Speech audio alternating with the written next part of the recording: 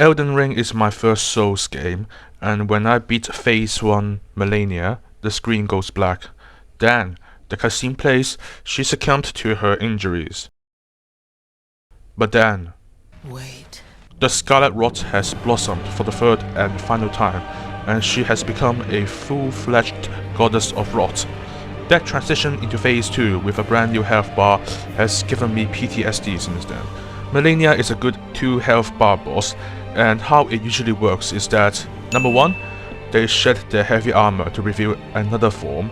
2, they get revived from an unknown force or unknown third party. And 3rd, they transform into another being that is hellbent on destroying you. Some time has passed, and I have 100% all Souls games, Sekiro and Elden Ring. Has a girl ever talked to you? No. As I am starving for Souls and Souls-like games, I decided to give Lies of P a try. In early game, it is fun. Parade Master is a good tutorial boss, the Donkey Stalker boss can be trivialized by backstabbing, and the Scrapped Watchman is honestly a 10 out of 10 boss. You stupid. However, this is when the 4th main boss starts to drain any fun I had in this game. Introducing fallen Archbishop Andreus.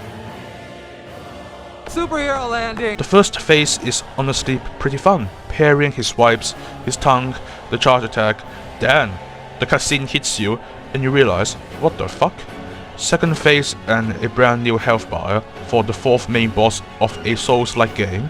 In the last phase, apparently his back is a vagina now and it births a slender noodle looking like priest, and he makes the fight so much harder, so you'll be inclined to fight the same demon turtle thing at the back, but with almost the same moveset, some being faster and an instant death AoE. The boss fight as a whole is just the turtle if you want to have an easier experience. In my opinion, they should have made this fight similar to Lorien and Lothric in Dark Souls 3, but instead of attacking the piggyback, you have to kill both of them, but with a tinier health bar of course, in order to guarantee victory. That way, it doesn't feel like the same fight in 2 phases.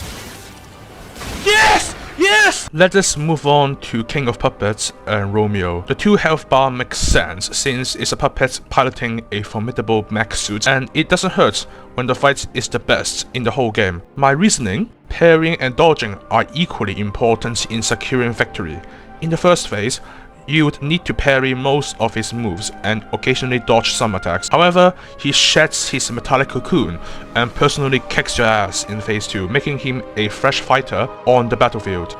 Thus, the second health bar makes sense. In that fight, dodging to his left is critical and trivializes the fight essentially, and when he buffs flame to his scythe, Sword of Cinder style, roll in front of him. A 2 HP bar boss that makes sense and challenging, that's a W from the devs.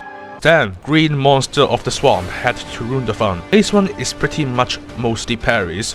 You roll when he attacks you with tendrils and when he does the Diablo's special. However, second phase is just unnecessary. How come? A grotesque creature, which you beat to a pulp with fire, saw a scrapped watchman carcass, or it's like a suit of armor, and somehow gained or lost health. But why?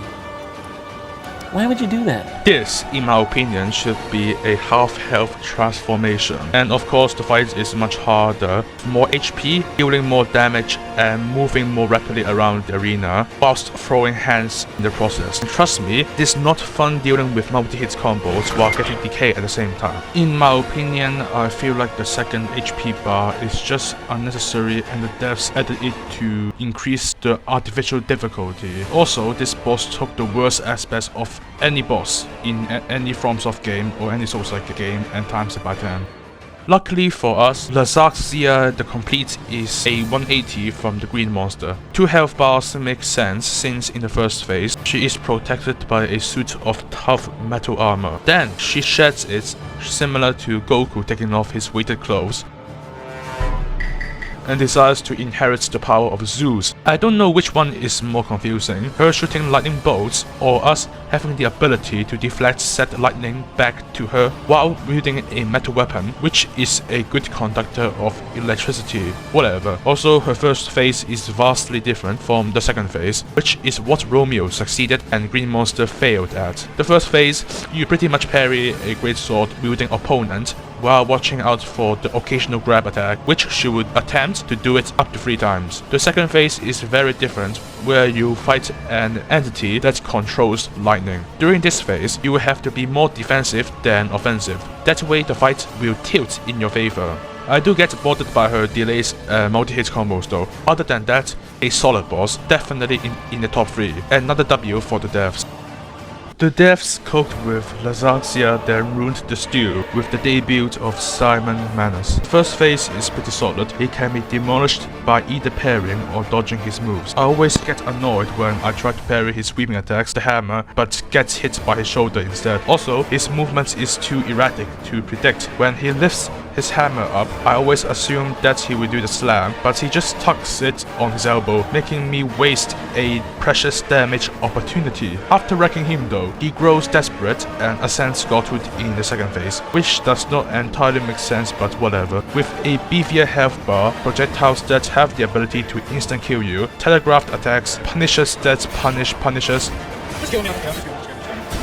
and summoning death AoE rays every 3 seconds. This boss is a recipe for disaster. The more merciless phase 2 is where most people die the most in their playthrough, and no one wants to fight the phase 1 boss so they can get wrecked by the second phase 10 seconds in. It makes the first phase really boring and a chore to do in order to learn the phase 2 moveset. For a final boss, not if you refuse to give daddy your heart, it is quite a letdown.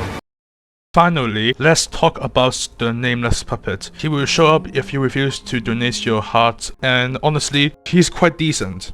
The first phase is pretty fun for a parry maniac like me, and he staggers quite easily. Spam the charge attack and he'll go down very fast. However, the second phase is kind of different. He has the ability to power stance greatswords, apply them with blood, and shred you Lady Maria style. And for some reason, he can shoot projectiles from his weapon, which bugs me a little bit, but whatever. You can pretty much trivialize the second phase by spamming the guard button and dodge when he does the occasional grab. But having 2 health bars doesn't make sense, since you pretty much slice off the upper half of his head during the cutscene. It would make sense to transition when he's half HP, but whatever. He is the final boss, so I'll give it a pass, and he's still a solid boss all in all. To summarize, Lies of P devs can cook up a good 2 health bar boss fight. Romeo and Laxasia are prime examples of this. However, they are not the norm, and the unfairness,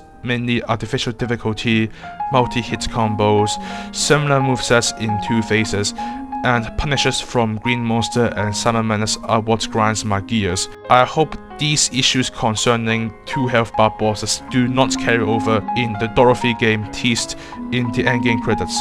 I hope you enjoyed this video, and I'll see you later. Bye bye.